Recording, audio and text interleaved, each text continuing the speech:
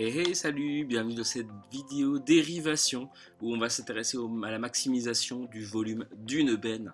Donc cette benne a la forme d'un prisme droit, c'est-à-dire d'une figure dont les deux bases sont identiques et parallèles et dont la hauteur est perpendiculaire aux bases, même si ici elle est couchée. On part d'un trapèze isocèle ABCD, c'est-à-dire que BC est égal à AD. La longueur du côté CD, ici c'est variable. En fait, la benne bouge à ce niveau-là. Les autres dimensions sont fixes. On a un ici, puis deux de hauteur.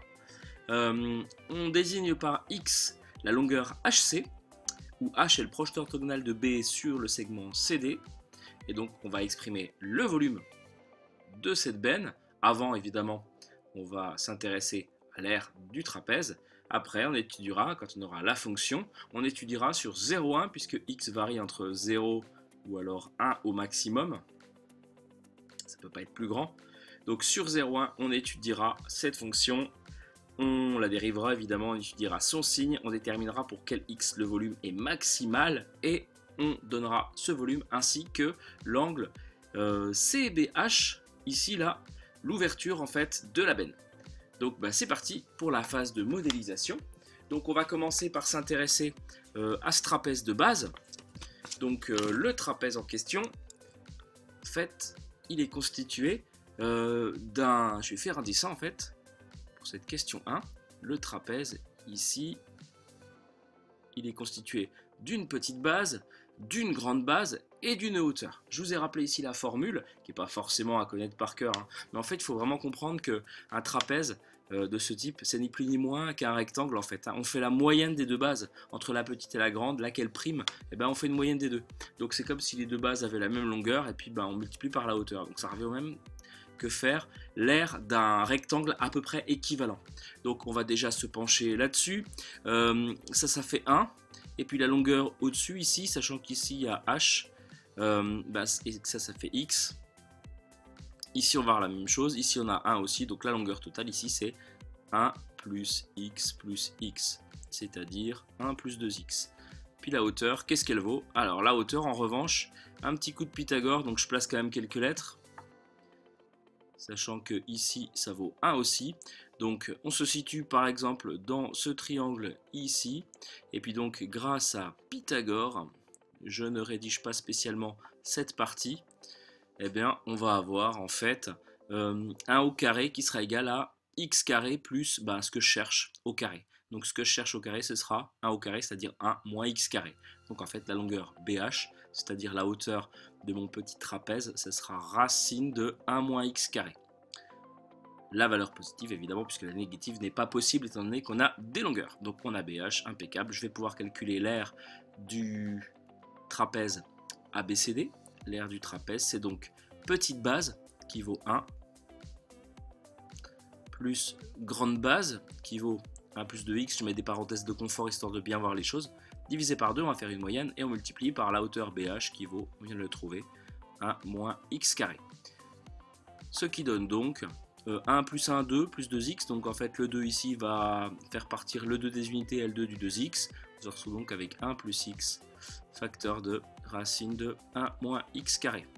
Et donc le volume en question, quel que soit x appartenant à 0,1, on colle à l'intervalle donné, on va avoir le volume qui va être égal à l'aire de ABCD multiplié par la hauteur, qu'on va appeler par exemple BB' ou CC', enfin peu importe, en tout cas elle vaut 2.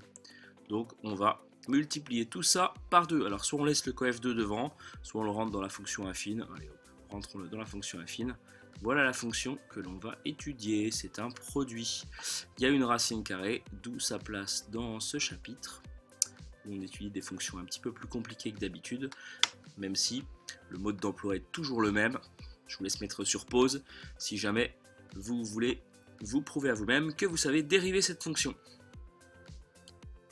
Donc voilà, V est un produit de fonctions U et V, pourquoi pas, petit v, de fonctions de référence dérivables sur 0,1. Alors vous savez que la racine, elle va passer en dessous, donc en fait, il ne faut pas que la valeur là s'annule. Donc en fait, il ne faut pas que x soit égal à 1 ou à moins 1.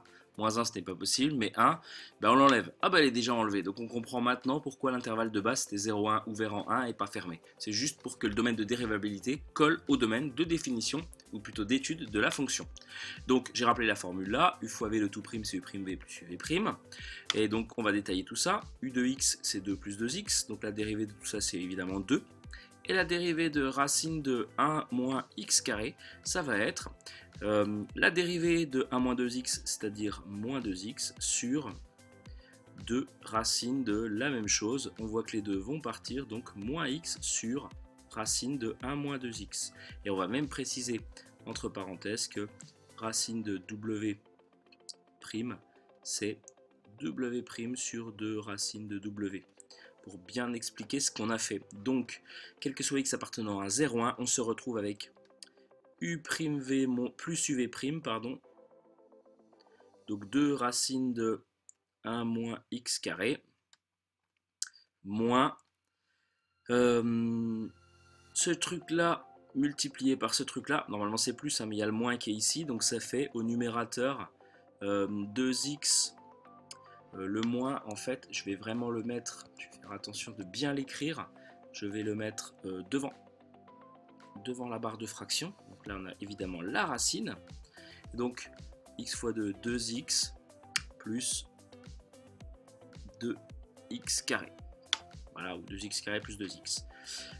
Comment faire pour étudier le signe de ça? On va évidemment tout mettre au même dénominateur, qui est racine de 1 moins x carré, qui est positif au passage, donc ça c'est plutôt cool. Et on va multiplier par la même quantité. Donc en fait ici on va se retrouver avec 2 facteurs de 1 moins x carré.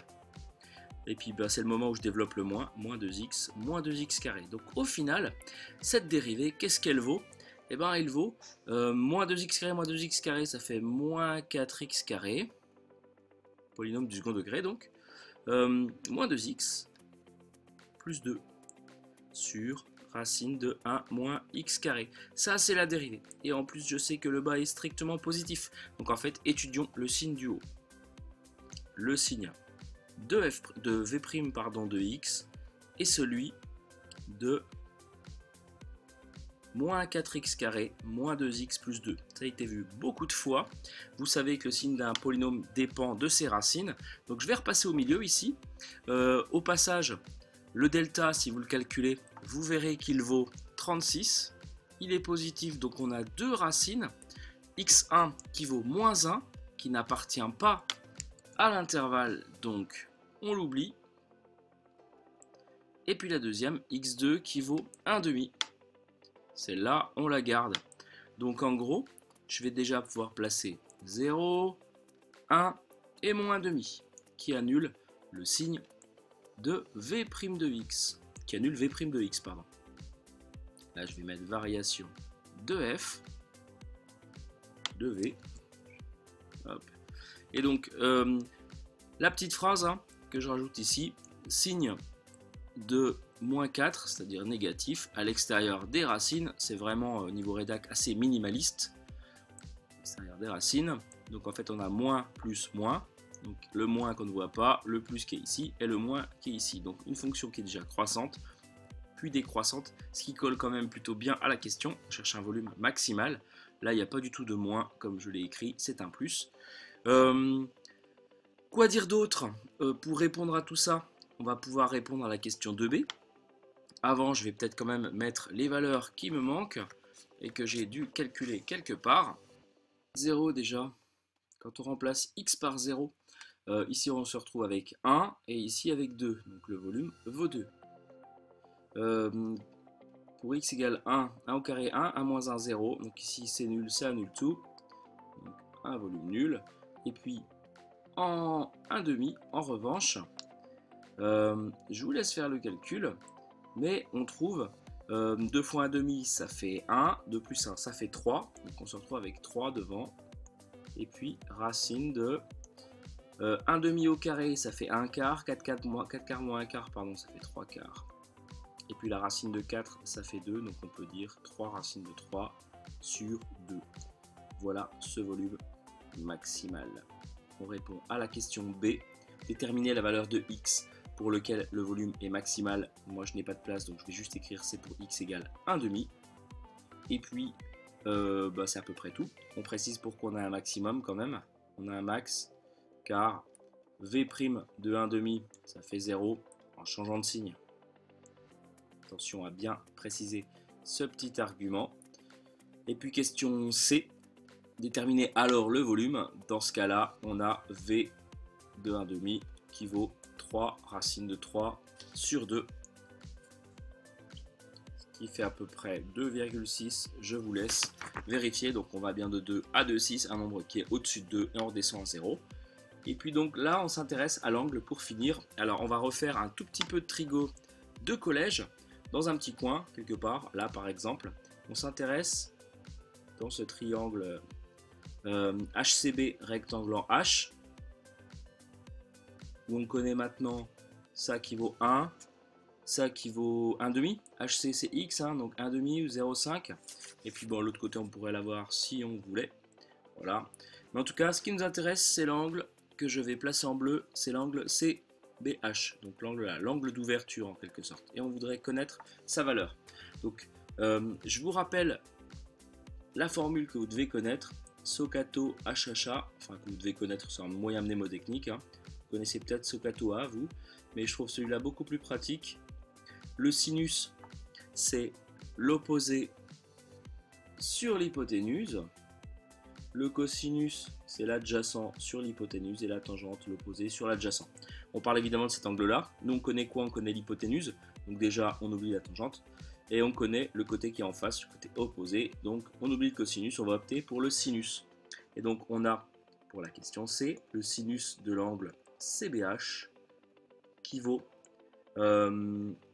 opposé HC sur BC. Ça ne marche que dans les triangles rectangles, hein, cette formule.